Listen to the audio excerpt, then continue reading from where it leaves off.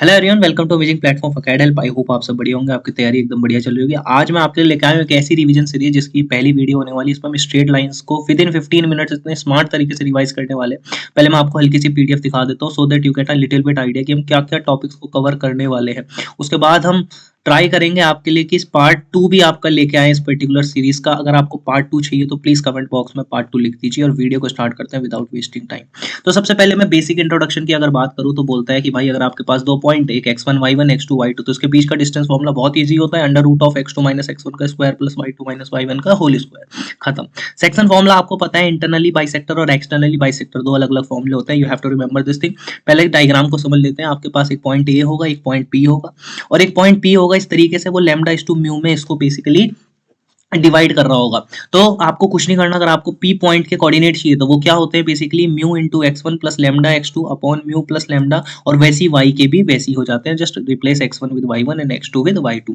सही बात बताऊं तो एक्सटर्नली में बच्चे कंफ्यूज रहते हैं। एक्सटर्नली में कुछ नहीं होता, एक बार फिगर दिखा देता हूं। उसका एक पॉइंट अंदर होगा, p यहाँ पे होगा, और p वाला जो पॉइंट है ए और बी लाइन के बाहर होगा। बेसिकली वो एक्सटर्नली उसे डिवाइड करेगा। जो रेशियो रहता है AP अपॉन BP रहता है। अभी भी AP का अपॉन BP का जो रेशियो रहेगा, अगर वो लेमडा इज टू म्यू है तो कुछ नहीं करना। सिंपल सी बात है, जो पिछला वाला फॉर्मूला था ना आपका lambda mu lambda x1 plus lambda x2 upon mu plus lambda, उसके बीच में बस आपको प्लस की जगह माइनस लगा देना है तो ये एक्सटर्नली डिवाइड करेगा।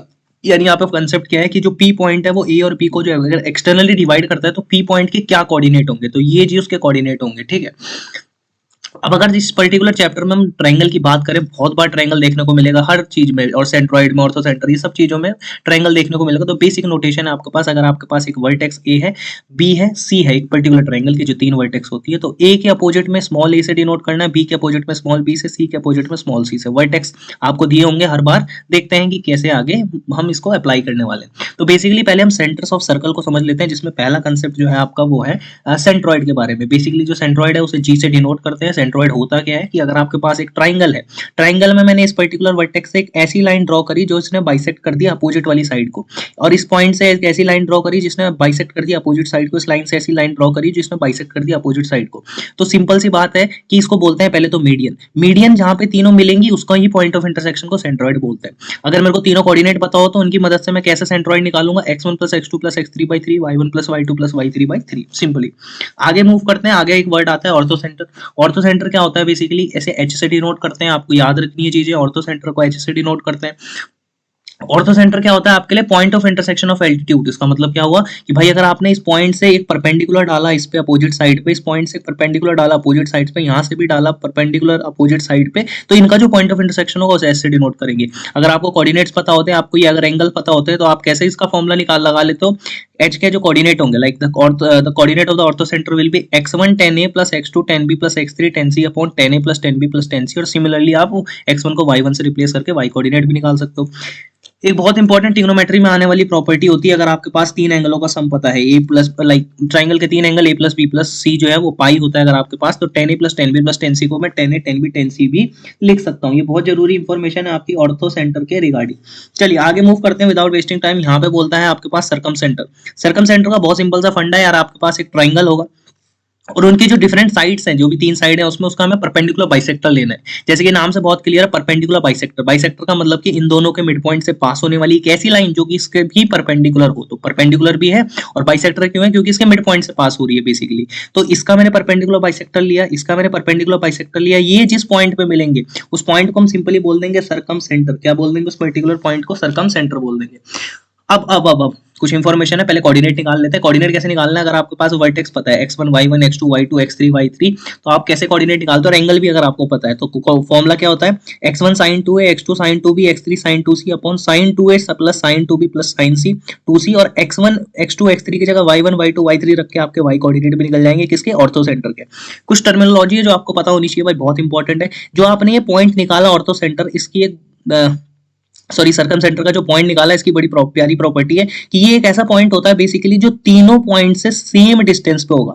अब जब ये तीनों पॉइंट से सेम डिस्टेंस होगा मतलब कि इस ट्रायंगल को, इस पॉइंट को सेंटर रखते हुए मैं एक ऐसा ट्रायंगल ड्रॉ कर सकता हूं जो तीनों वर्टेक्स से पास होगा। तो इस सर्कल को तो हम बोलते हैं circum circle of triangle ABC, यार ये एबीसी का एक सर्कम सर्कल हो गया बेसिकली। और जो इस पर्टिकुलर रेडियस है इसको हम बोलते हैं सर्कम रेडियस। क्या बोलते हैं? Circum radius. बहुत इंपॉर्टेंट चीज है सर्कम रेडियस, आगे काम आएगा।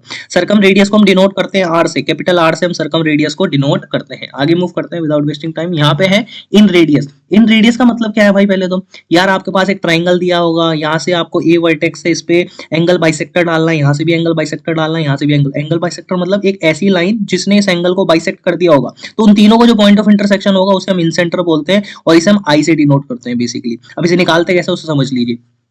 आई के कोऑर्डिनेट कैसे निकलते हैं? ए क्या है? पहले तो लेंथ ऑफ दिस साइड है। ए का मल्टीप्लाई करेंगे x1 के साथ, बी का मल्टीप्लाई x2 के साथ और सी का मल्टीप्लाई x3 के साथ, डिवाइड करेंगे a प्लस बी प्लस सी। तो इससे भी आप पता लगेगा इन सेंटर का x कोऑर्डिनेट, और वैसे ही x1 x2 x3 की जगह y1 y2 y3 रखोगे तो आपको मिल जाएगा y coordinate of in centre. ये इन सेंटर हो जाएगा। इन सेंटर की प्यारी सी प्रॉपर्टी समझ लीजिए। इन सेंटर एक ऐसा पॉइंट होता है जो कि तीनों साइडों से सेम डिस्टेंस पे होता है। ये डिस्टेंस भी सेम, ये भी सेम, ये भी सेम। इसे हम स्मॉल आर से डिनोट करते हैं जिसे हम बोलते हैं इन रेडियस। यानी कि अगर मैं एक ऐसा सर्कल ड्रॉ करूंगा तो these three side will be the tangent to this particular circle, है ना। तो एक सर्कल बन जाएगा इसके अंदर पे, सिंपल सा। ठीक है, आगे मूव करते हैं। एक्सेंटर। एक्सेंटर में क्या होता है भाई?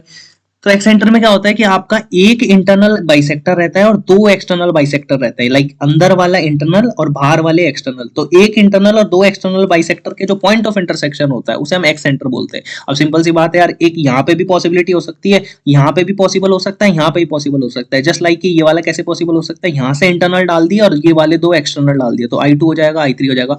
मैं सिर्फ I1 बता रहा हूँ, आप बहुत समझदार हो। I2 और I3 को आप आराम से लिख सकते हो।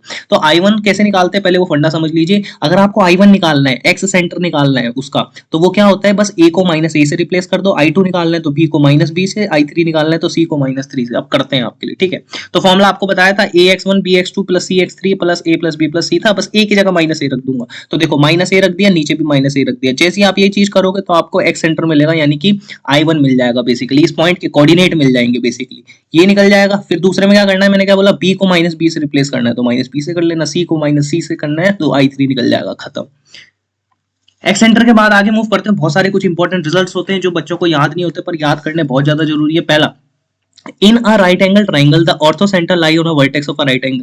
इसका मतलब क्या होगा कि अगर आपके पास कोई एक ट्राइंगल दिया होगा तो इसका जो वर्टेक्स वाला कोऑर्डिनेट होगा ना, ये इसका ऑर्थो सेंटर होगा। कैसे, वो प्रूफ करिए। तो ऑर्थो सेंटर हमने क्या बताया था, point of intersection of altitude. इस पॉइंट से अगर मैं साइड पे एल्टीट्यूड डालूंगा तो ऐसा गिरेगा, इस पॉइंट से इस पे परपेंडिकुलर डालूंगा तो ऐसा गिरेगा। तो ऑब्वियसली दोनों का पॉइंट ऑफ इंटरसेक्शन वर्टेक्स पे आ जाएगा, तो वर्टेक्स पे ऑर्थो सेंटर।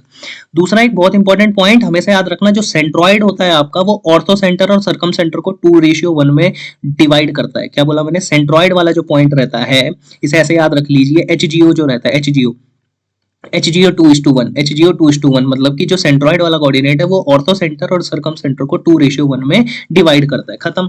एक और इंपॉर्टेंट पॉइंट, सेंट्रॉइड और जो इन सेंटर होते हैं, क्या बोला मैंने, जो सेंट्रॉइड और इन सेंटर होते हैं वो हमेशा सर्कल ट्राइंगल के अंदर लाई करते हैं। लेकिन जो ऑर्थो सेंटर और जो सर्कम सेंटर होते हैं वो अंदर भी लाई कर सकते हैं, बाहर भी लाई कर सकते हैं। ये कुछ सम छोटे पॉइंट्स है जो क्वेश्चन को सॉल्व करने में आपके काम आएंगे। अगला एक इंपॉर्टेंट पॉइंट, अगर आपके पास कोई एक राइट एंगल ट्राइंगल है, अगर आपके पास कोई एक राइट एंगल ट्राइंगल है तो इस बात की गारंटी है कि उसका जो सर्कम सेंटर होगा ना वो एक ऐसा पॉइंट होगा जो हाइपोटेन्यूज का मिड पॉइंट हो। तो आप बहुत समझदार है, आप समझ के राइट एंगल ट्राइंगल आज के बाद कोई देगा तो अगर आपसे बोलेगा सर्कम सेंटर कहाँ पे होगा तो चुपचाप से बोल देना हाइपोटेन्यूज का भाई जो मिड पॉइंट होगा वही इसका सर्कम सेंटर होगा। यानी कि ये एक ऐसा पॉइंट होगा जो इससे और इससे सेम डिस्टेंस पे होगा, यानी यहां से मैं एक सर्कल को भी ड्रॉ कर सकता हूं, जैसे मैंने दिखाया था circum circle of triangle ABC। कर सकते हैं, बहुत सिंपल। अच्छा, अब हर बार फॉर्मूले तो लगे नहीं, कभी तो दिमाग भी लगाना पड़ेगा। तो अब समझते हैं कि कैसे हम किसी ट्राइंगल के ऑर्थो सेंटर और सर्कम सेंटर को निकाल सकते हैं। क्या बोला मैंने? कैसे हम किसी एक ट्राइंगल के ऑर्थो सेंटर और सर्कम सेंटर को निकाल सकते हैं, तो समझते हैं कैसे निकालते हैं। अब सोचो, आपके पास बोला है A coordinate, B coordinate, C coordinate, इनसे एक ट्राइंगल पास हो रहा है तो इसके कोऑर्डिनेट्स आपको पता है x1 y1 x2 y2 और x3 y3। अब सोचिए अगर आपके पास ये दो पॉइंट है तो इसका मतलब यहाँ से आप इसका स्लोप लिख सकते हैं। मान लीजिए उसका स्लोप m1 आया, तो एक चीज मुझे बताइए, अगर आपने इसका स्लोप लिख दिया तो इसका जो परपेंडिकुलर लाइन है, आपको पता है दो perpendicular line m1 into m2 is equal to -1 होता है। तो आपको अगर इस लाइन का स्लोप पता है तो आपको इस लाइन का भी स्लोप पता लग जाएगा। अब सोचो आपको इस लाइन का स्लोप पता है, आपको ये पॉइंट पता है, तो पॉइंट स्लोप फॉर्म की मदद से आप L1 की इक्वेशन लिख सकते हो क्या? जी बिल्कुल लिख सकते हैं। सिमिलरली अगर ए और सी पॉइंट पता है तो यहाँ से आप इसका स्लोप निकाल सकते हो। जब आपने इसका स्लोप निकाल दिया तो उसके परपेंडिकुलर वाली लाइन का भी आप स्लोप निकाल सकते हो। अब सोचो इसका स्लोप पता है, इसका पॉइंट पता है, तो पॉइंट स्लोप फॉर्म की मदद से आप इसकी इक्वेशन लिख सकते हो। तो ये मान लीजिए इसकी L2 आ गई। अब L1 और L2 दो अलग अलग इक्वेशन है, दोनों का पॉइंट ऑफ इंटरसेक्शन निकालो, गारंटी ऑर्थो सेंटर का पॉइंट निकल जाएगा। ठीक है, अब बात करते हैं सरकम सेंटर की। सरकम सेंटर में क्या होगा भाई, तो फिर से वही वाला केस कि ए बी सी तीन वर्टेक्स दे देगा, फिर बोलेगा सर्कम सेंटर निकालो। सर्कम सेंटर की प्रॉपर्टी क्या होती थी, परपेंडिकुलर बाइसेक्टर का पॉइंट ऑफ इंटरसेक्शन। तो परपेंडिकुलर बाइसेक्टर, बाइसेक्टर का मतलब कि मिड पॉइंट से पास करेगा, परपेंडिकुलर का मतलब 90 डिग्री बनाएगा। तो पहले इस पॉइंट और इस पॉइंट का पहले एक बार प्यार से मिड पॉइंट निकाल लीजिए। जब आप इसका मिड पॉइंट निकाल लोगे तो ये इस लाइन का आपको क्या बोलते हैं, स्लोप पता होगा। जब इसका स्लोप पता होगा तो उसके परपेंडिकुलर वाले का भी स्लोप पता लग जाएगा, m1 × m2 = -1 से। अब सोचो आपको ये पॉइंट पता है, आपको इस लाइन का स्लोप पता है, क्या आप पॉइंट स्लोप फॉर्म से इसकी इक्वेशन लिख सकते हो। मान लो इसकी इक्वेशन L1 आ गई। उसके बाद मैंने ए और सी पॉइंट दिया होगा, ए और सी पॉइंट दिया होगा तो इसका स्लोप लिख सकते हो। स्लोप लिख सकते हो तो इसके परपेंडिकुलर वाली लाइन का भी स्लोप लिख सकते हो। और दूसरी मजे की बात, ये पता है, सी पता है, तो इसका मिड पॉइंट भी निकल जाएगा। पॉइंट पता है, स्लोप पता है, पॉइंट स्लोप फॉर्म से L2 भी निकल जाएगा, यानी लाइन 2 की इक्वेशन। L1 और L2 को जब साइमल्टेनियसली सॉल्व करोगे तो आपका पॉइंट ऑफ इंटरसेक्शन निकल जाएगा, जो कि किसके कोऑर्डिनेट होंगे, सरकम सेंटर के कोऑर्डिनेट होंगे। खत्म। आगे मूव करते हैं। एक इंपॉर्टेंट थ्योरम है आपके लिए, एंगल बाइसेक्टर थ्योरम। ये क्या कहती है वही समझते हैं पहले डायरेक्ट, कि अगर आपके पास एक ट्रायंगल एबीसी है जिसमें एडी जो है वो इसका एंगुलर बाइसेक्टर है। एंगुलर बाइसेक्टर का मतलब एक ऐसी लाइन जो इन दोनों एंगलों को डिवाइड कर देगी इक्वली, है ना। तो सिंपल बात है कि आपका एंगल बाइसेक्टर थ्योरम क्या कहता है कि अगर ऐसा होता है, ऐसी सिचुएशन क्रिएट होती है जहां पे एक एंगल बाइसेक्टर आप डालोगे, तो बेसिकली जो ए बी अपॉन ए सी का रेशियो रहता है वही बी डी अपॉन डी सी का रेशियो रहता है। ये मैंने लिखा है बेसिकली वही चीज, ए बी अपॉन ए सी का जो रेशियो है वो B D upon D C के बराबर रहता है। आई होप ये भी रिवाइज हो गया होगा। और अगर वीडियो अच्छी लग रही है तो एक लाइक जरूर बनता है, और पार्ट 2 चाहिए तो कमेंट में जल्दी से पार्ट 2 लिख दो, अभी लिख दो, वीडियो पॉज करके अभी लिख दो। ठीक है, चलिए आगे बढ़ते हैं। आगे बोलता है कि अगर आपके पास बहुत सारे कोऑर्डिनेट्स आ गए, A1 A2 A3 A4 AN तक कोऑर्डिनेट्स आ गए और आपके पास n साइडेड पॉलीगन आ गया फॉर एग्जांपल, तो उसका एरिया कैसे निकालोगे। तो मैं एक ट्रायंगल का दिखा देता हूँ, आप क्वाड्रिलेटरल और उससे आगे सारे पॉलीगन का निकाल लोगे। मैं ट्रायंगल का दिखा रहा हूँ। तो ट्रायंगल में क्या होगा भाई, तीन ही पॉइंट होंगे, एक होगा ए, एक होगा बी, एक होगा सी। पहले क्या करना है आपको, x1 y1 x2 y2 x3 y3 लिख देना है। फिर जो सबसे पहला वाला था उसको एक और बार यहाँ पे लिख देना है लास्ट में। हर बार ऐसे ही होगा, ट्रायंगल का बता रहा हूँ, बाकी आप समझ जाओगे। x1 y1, उसके बाद क्या करना है आपको, एरो डालने, व्हाइट वाले एरो मतलब इधर के लिए और येलो वाले इधर के लिए मैंने डाले हैं अलग करने के लिए। तो आपको कुछ नहीं करना, एरिया निकालने के लिए 1/2 x1 का मल्टीप्लाई y2 के साथ, x2 का मल्टीप्लाई y3 के साथ, x3 का मल्टीप्लाई y1 के साथ, तो ये बनेगा। माइनस करना है आपको इसका मल्टीप्लाई इसके साथ, इधर से इधर वाला मल्टीप्लाई, यानी y1 x2 y2 x3 y3 x1। जब आप इसे सॉल्व करोगे, कुछ कॉमन लोगे, तो 10th में एक फॉर्मूला था एरिया का, वो बन जाएगा। ठीक है, ये भी वही है, ये वो भी वही है, दोनों से सेम ही आंसर आएगा, एरिया ही निकलेगा। अब एक और इंपॉर्टेंट पॉइंट कि अगर आपके पास जो पॉइंट्स है वो कोलिनियर है, कोलिनियर का मतलब आपके पास एक स्ट्रेट लाइन है, उस पर 3 पॉइंट आ गए, तो सिंपल सी बात है 3 पॉइंट अगर एक स्ट्रेट लाइन पे आ गए तो उनका एरिया तो 0 ही हो जाएगा। या तो एरिया 0 कर लो या फिर ये डिटरमिनेंट सॉल्व कर लो। डिटरमिनेंट भी आपको याद होनी चाहिए, जिसको सॉल्व करना आता है उसको ये देख लो कैसे सॉल्व करते हैं और वो सीख लो। ठीक है, x1 y1 1 x2 y2 1 x3 y3 1, ये डिटरमिनेंट बनती है, इसको 0 के बराबर डाल देना। चलिए, आपको डिफरेंट फॉर्म्स ऑफ लाइन हमें सीखनी होती है, जो कि सबसे इंपॉर्टेंट है इस पर्टिकुलर चैप्टर में। ये सारी चीजें भी आती है, ये भी जानना बहुत जरूरी है। सबसे पहले स्लोप के बारे में जानते हैं। स्लोप आपको पता ही होता है क्या होता है यार, कि y2 - y1 upon x2 - x1। आपको पॉइंट दिया होगा तो ऐसे स्लोप निकालोगे। अगर मान लो कि आपको थीटा पता है, यानी कि positive direction of x axis के साथ एंगल पता है, तो उस लाइन का स्लोप कैसे लिखते हैं, tan थीटा लिखते हैं। tan theta equal to m हो जाएगा बेसिकली। अब जनरल इक्वेशन ऑफ लाइन क्या होती है, ax + by + c = 0 होती है। अब लाइन की कुछ डिफरेंट फॉर्म सीख लेते हैं। अगर आपको सिर्फ 2 पॉइंट दे देगा और बोलेगा लाइन की इक्वेशन बताओ, तो आप क्या करोगे, y - y1 = y2 - y1 upon x2 - x1 x - x1। Line 2 point दिया होगा तो ऐसा लगाओगे। अगर कोई बोलेगा स्लोप पॉइंट फॉर्म, तो स्लोप पॉइंट फॉर्म में क्या करोगे यार, आपको एक स्लोप पता होगा, पॉइंट पता होगा, तो देखो x1 y1 पॉइंट पता होगा, स्लोप पता होगा, तो y - y1 = m × x - x1। ठीक है, स्लोप इंटरसेप्ट फॉर्म का मतलब क्या हुआ कि आपको एक स्लोप पता होगा, इंटरसेप्ट पता होगा, तो स्लोप m पता होगा, इंटरसेप्ट y का पता होगा, तो कैसे इक्वेशन लिखोगे, y = mx + c। Intercept form का सिंपल सा मतलब हुआ कि अगर मान लीजिए एक x एक्सिस y एक्सिस एक लाइन है जिसका x इंटरसेप्ट a है, y इंटरसेप्ट b है, तो उसकी सिंपल सी इक्वेशन x/a y/b = 1 है। नॉर्मल फॉर्म का सिंपल सा मतलब है इस लाइन की इक्वेशन लिखो जो कि p डिस्टेंस पे है ओरिजिन से और वो positive direction of x axis के साथ अल्फा एंगल बना रही है, तो क्या होगा, x cos α + y sin α = p। खत्म। अब थोड़ा सा कंसेप्ट पोलर फॉर्म से रिलेटेड सीख लीजिए। क्या होता है कि अगर आपके पास कोई एक पॉइंट ए है जिसके कोऑर्डिनेट h, k, और आप चाहते हो कि एक ऐसे पॉइंट का कोऑर्डिनेट लिखना जो इसी लाइन पे r डिस्टेंस पे और यहाँ से r डिस्टेंस नीचे भी है, तो जो पॉइंट r डिस्टेंस ऊपर है उसके कोऑर्डिनेट तो कैसे होंगे भाई, h plus R cos theta comma k plus R sine theta, और जो r डिस्टेंस नीचे होंगे इसी से वो कैसे होंगे, h minus R cos theta और k minus R sine theta. खत्म। अगर आपके पास मान लीजिए दो लाइन है, एक लाइन L1 है और दूसरी L2 है, जिनका स्लोप M1 और M2, और if you are interested in finding the angle between them, तो जो tan थीटा होगा वो क्या होगा, M2 minus M1 upon 1 plus M1 M2। Obviously जब इसे आप खोलोगे तो एक पॉजिटिव होगा एक नेगेटिव होगा, जो पॉजिटिव वाला होगा वो एक्यूट एंगल आपको दे देगा और जो नेगेटिव वाला होगा वो आपको ऑब्ट्यूस एंगल दे देगा, क्योंकि सेकंड क्वाड्रेंट में tan नेगेटिव होता है, फर्स्ट क्वाड्रेंट में tan पॉजिटिव होता है। इसी से कंक्लूड करते हुए अगर tan थीटा 0 हो जाएगा तो M2 M1 के बराबर हो जाएगा, यानी दो लाइन अगर पैरेलल है तो M1 M2 के बराबर हो जाता है, और अगर दो लाइनें परपेंडिकुलर है तो इस बात की guarantee M1 into M2 is equal to -1। I hope आपको चीजें क्लियर हो रही होंगी, और अगर पार्ट 2 चाहिए तो अभी भी कमेंट पे लिख दीजिए, पार्ट 2 आ जाएगा। और दूसरी बात, एक वीडियो को लाइक जरूर बनता है यार, आपके लिए मेहनत करते हैं तो लाइक जरूर बनता है, ठीक है।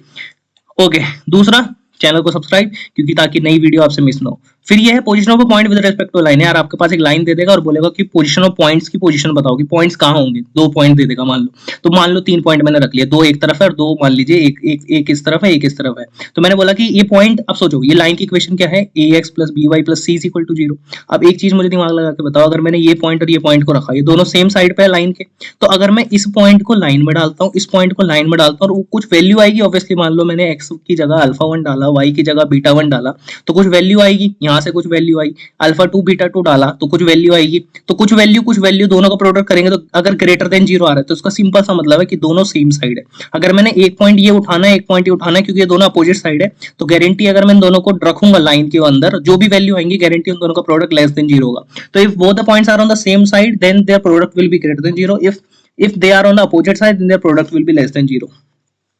आगे मूव करते हैं, बहुत आसान डिस्टेंस फॉर्मूला। आपको एक पॉइंट पता है, लाइन पता है, तो उसका डिस्टेंस फॉर्मूला क्या होता है, ए की मल्टीप्लाई एच के साथ, बी की मल्टीप्लाई के साथ, प्लस सी अपॉन अंडर रूट ए स्क्वायर प्लस बी स्क्वायर। उसके बाद आपको पता है कि अगर L1 L2 L3 concurrent lines है, कॉन्करेंट लाइन का मतलब कि तीनों एक ही पॉइंट से पास कर रही है, तो सिंपल सी बात है कि जैसे मान लो L1 की इक्वेशन ये है, a1x b1y plus c1 is equal to 0, तो कुछ नहीं करना भाई, डिटरमिनेंट के अंदर a1 b1 c1 लिखना है, a2 b2 c2 लिखना है, a3 b3 c3 लिखना है और उसका डिटरमिनेंट 0 के बराबर कर देना है, ठीक है। सिंपल सी बात है। या फिर कॉन्करेंट का मतलब एक और चीज कर सकते हो कि इस लाइन और इस लाइन का पहले पॉइंट ऑफ इंटरसेक्शन निकालो और तीसरी वाली से वो पास करवा दो, ऑब्वियसली बात है, तीसरी वाली को उस पॉइंट से पास करा दो, तो वो भी कर सकते हो आप। फैमिली ऑफ लाइन का मतलब क्या होता है, मान लीजिए L1 और L2 आपके पास दो लाइन है और आप चाहते हो कि इन दोनों लाइनों के पॉइंट ऑफ इंटरसेक्शन से पास होने वाली इनफाइनाइट नंबर ऑफ लाइन की इक्वेशन कैसे लिखोगे, तो कुछ नहीं करना होता है, L1 plus lambda L2। Family of lines का मतलब कि दो लाइनों के पॉइंट ऑफ इंटरसेक्शन से पास होने वाली बहुत सारी लाइनों की जो इक्वेशन है वो इसके अंदर आ जाएगी। अब depend upon specific value of lambda लाइनें चेंज होती रहेगी, वो कंडीशन आपको देगा। आई होप आपको समझ आया होगा। पार्ट 2 चाहिए तो जल्दी कमेंट में पार्ट 2 लिख दीजिए, और उसके बाद एक नई वीडियो आएगी, सीरीज को कंटिन्यू रखेंगे। अगली वाली पार्ट 2 में आपका अच्छे अच्छे कंसेप्ट्स होंगे। Thank you.